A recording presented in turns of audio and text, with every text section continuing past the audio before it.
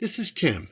He's a smart guy, 32, married, and happily employed with the state of Alaska. Sarah's married to Tim. She wouldn't tell us how old she is, but her biological clock is ticking. She's a marketing director for a chain of stores. Yeah, she's smart too. But when it comes to buying a home, they don't feel very smart. Is now a good time? How much down payment will they need? What about closing costs, escrow, inspections, and other mysterious stuff? I think we need some help, said Sarah. Remember Rita from the gym? She works for a title company. Maybe she can help. I've got a million questions, Rita, but let's start with closing costs. What are they, and how much will they be? Quizzed Sarah. Let me tell you how it works. In fact, let's work backwards. Here is a HUD-1 form.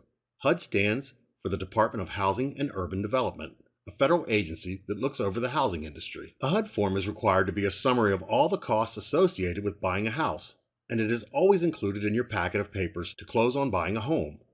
It will tell you how much the loan fees are, as well as property taxes and title transfer. Let's start with the title, because that is what I do. My company researches the property to make sure it is free and clear of any encumbrances, a fancy term for any liens on the property, or relatives, partners, or others that may say they own a share in the property. And we make sure the property is what they say it is, without disputed property lines. Then, we do all the paperwork to ensure the legal transfer of title from seller to buyer. And what if you miss something, or the records are wrong? Sarah speculated. That is what title insurance is for.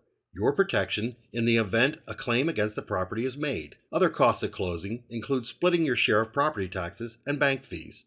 There may be a loan origination fee, typically 1%, and an application fee.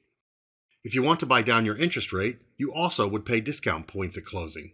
You, or the seller, also might need to pay for an appraisal, homeowner's insurance, recording fees, transfer taxes, and a portion of that month's interest on the loan.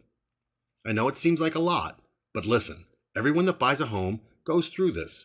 Every transaction is a little different, so it's hard to give you a total cost to anticipate.